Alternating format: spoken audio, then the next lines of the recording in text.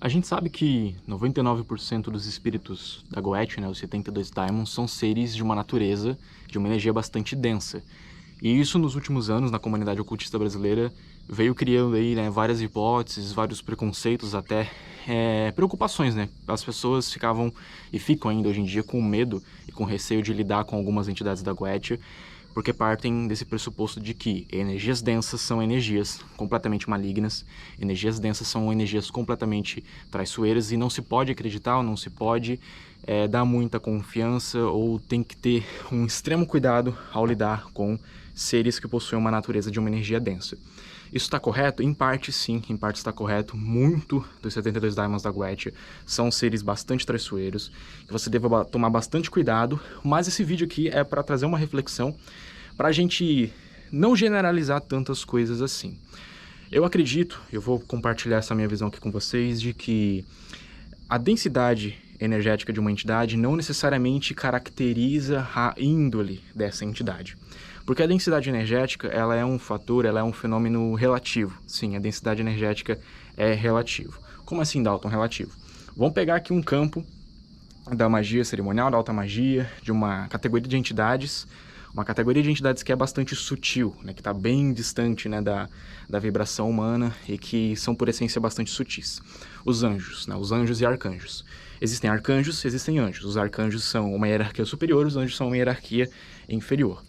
Em comparação àqueles que já praticaram magia com anjos e arcanjos, sabem muito bem do que eu estou falando.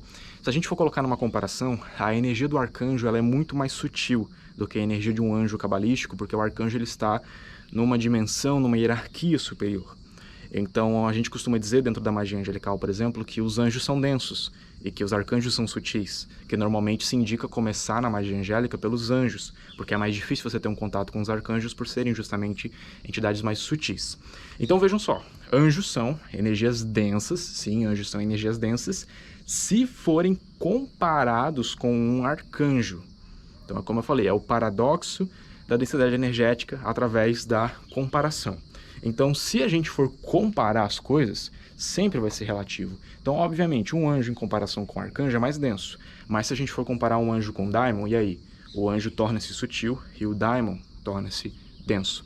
E assim por diante. Se a gente for comparar um daimon com alguma classe de obsessor mais bem desenvolvido, o obsessor ele se torna às vezes muito mais denso até do que um daimon da Goetia. Então, numa escala de comparação, sempre vai ser paradoxal, não tem como a gente definir a índole de uma entidade pela faixa vibracional dela.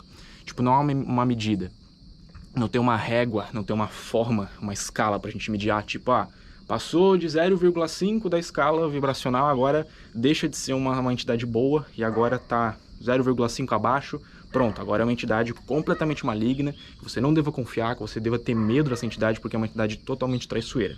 A gente sabe que isso não funciona, que não tem essa medida, não tem essa métrica, não há uma escala da gente medir a personalidade e a índole de uma entidade só pelo fator vibracional, porque em comparação, como eu disse, sempre vão existir divergências dentro dessa questão, dessa dinâmica de comparação das vibrações, certo? Dalton, na tua opinião, então, já que a densidade energética não define ou a índole ou caráter da entidade, o que define? Ao meu ver, define que uma entidade, você deva tomar cuidado com ela, ou deva tomar alguma precaução com ela, de que ela pode vir a ser potencialmente perigosa, de alguma forma te colocar em risco, de alguma forma te enganar, de alguma forma, enfim, querer te atacar, querer te prejudicar de alguma forma, é a proximidade que essa entidade tem com o ego humano. O ego humano é a chave. Toda entidade ela possui ego. Algumas possuem egos diferentes, como por exemplo, aqueles que já têm experiências de trabalho angelical sabem que anjos e arcanjos eles têm de certa forma um ego, porque o ego torna a personalidade, né? Cria a personalidade de algo. Então você tem lá os anjos, os arcanjos, eles têm um ego, mas um ego completamente diferente, por exemplo, de um ego de um ser humano, porque obviamente seres angelicais, celestiais, eles existem há sabe-se lá quantos trilhões, zilhões de anos antes do ser humano. Então seria ridículo a gente comparar o ego de uma entidade celestial com um ego humano. Então eles possuem sim algum tipo de ego, mas não é nada parecido com o ego humano. O ego humano, diga-se de passagem, ao meu ver, é o nosso dom e a nossa maldição, o ego e o livre-arbítrio. O ego e o livre-arbítrio do ser humano é o que justamente torna o ser humano tão diferente de outras entidades, como por exemplo, entidades astrais, né? ou das outras espécies também físicas, carnais, o ego e a capacidade de raciocinar e o livre-arbítrio são uma das coisas que tornam a gente, da mesma forma, seres muito interessantes, uma espécie muito interessante, como também a pior das espécies existentes na face da Terra. E qualquer pessoa que fale, ah não, nós seres humanos não somos a pior espécie da face da Terra, ainda não viveu o suficiente. Porque eu acho que todo mundo que viveu o suficiente e que entende um pouco de como funciona a vida real, concorda e parte do mesmo princípio de que o ser humano é uma raça desgraçada. O ser humano é a pior coisa que já aconteceu no planeta Terra. É o ser humano que cria guerra, é o ser humano que destrói seus iguais, é o ser humano que destrói a natureza do lugar onde ele vive, é o ser humano que explora, é o ser humano que escraviza, que tem preconceito, o ser humano que tem ego, aquele ego corrompido. Claro, não generalizando, não todos os seres humanos são assim, a gente sabe. Existem seres humanos maravilhosos, assim como existem seres humanos horríveis. E vocês já devem ter conhecido os dois lados da moeda na vivência de vocês. Vocês já devem ter conhecido pessoas muito boas e pessoas horríveis. A mesma coisa, pessoal, o que está acima com o que está abaixo vai se aplicar às entidades. Existem entidades, como por exemplo os Daimons da Goetia. Os Daimons da Goetia, eles têm sim, eles possuem uma proximidade bastante grande com o ego humano, como a gente conhece. Mas, será que todos os Daimons da Goetia são terríveis ou são entidades que você não deva confiar ou que sejam traiçoeiras todas elas, todos enganosos? Não necessariamente, porque nem todo ser humano também é ruim, nem todo ser humano engana, nem todo ser humano é horrível ou terrível. Então, como eu falei pra vocês, essa reflexão é pra gente deixar de generalizar algumas coisas. Então, o que caracteriza, voltando no assunto, ao meu ver pelo menos, não sei se faz sentido pra vocês, que você não deva confiar numa entidade, é o quanto do ego humano ela manifesta na essência dela. Quanto mais uma entidade manifesta o ego humano, mais, acredito eu, que você deveria tomar um cuidado. Porque da mesma forma como o ego humano dentro do ser humano, ele pode vir a ser maravilhoso, como também pode vir a ser horrível, terrível, desprezível, a mesma coisa pode acontecer com as entidades. Então, nem todos os Daimons da Goetia, nem todas as entidades, por exemplo, planetárias, que também têm uma energia densa, nem todos eles vão ser entidades que você deva ter um pé atrás, porque podem vir a ser entidades nocivas a você. Nem todos. Então, novamente falando, não se trata da densidade. Existem muitas. Aqueles que trabalham em linha afro vão saber, vão entender muito bem o que eu estou falando. Existem muitas entidades por aí que estão aí para ajudar a gente e que são entidades que estão ligadas ou presas ao ego humano, são entidades que têm uma vibração muito densa, mas e aí? São densos, estão conectados ao ego humano, mas são todos eles ruins? São todos eles entidades que a gente não deva trabalhar, ou que a gente deva ter medo ou fugir dessas entidades? Não, porque assim como existem seres humanos bons e ruins, a mesma coisa vai se aplicar às entidades. Conclusão final. Bom, não há uma conclusão, porque se você de alguma forma está pensando, Dalton, em como que a gente sabe, né? Como que a gente vai aprender ou como que a gente vai medir quando é arriscado ou não é arriscado trabalhar com alguma entidade. Agora vocês já sabem que a densidade energética não significa nada, que é a proximidade com o ego humano que significa. Mas como eu falei, a entidade ter uma boa ou uma grande proximidade com o ego humano, isso não caracteriza também no final das contas.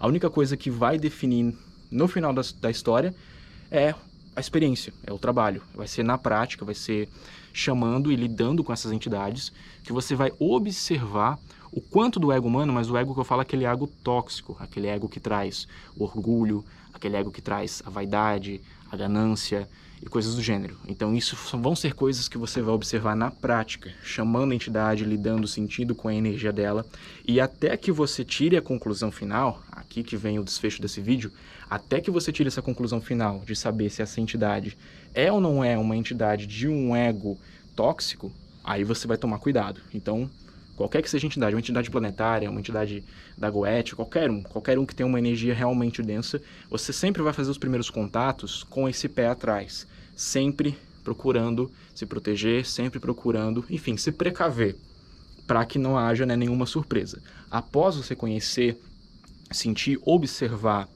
e tirar suas próprias conclusões, às vezes no primeiro rito, só a entidade se manifestar e conversar com você, ou mesmo que não converse, enfim, só a manifestação dela você já consegue concluir se é o tipo de entidade que traz aquele ego mais neutro, aquele ego bom ou aquele ego ruim. E a partir disso é onde você vai tirar as conclusões finais de devo ou não devo confiar, devo ou não devo trabalhar, ou devo fugir dessa entidade e ter medo dela, porque é realmente uma entidade que pode vir a ser perigosa. Então não há formas da gente medir isso antes, não existe uma tabela, não existe um gráfico, não existe uma métrica para se colocar isso, né, de maneiras definidas. A única coisa que vai contar aqui é a experiência. Então, sempre, ao entrar em contato com entidades de energia densas, nunca confie demais logo de primeira. Sempre vai com cautela, sempre vai se preparando, depois você observa e tira suas próprias conclusões, e aí você sabe se vai poder confiar ou vai poder, enfim, se permitir estar um pouco mais tranquilo no trato com aquela entidade.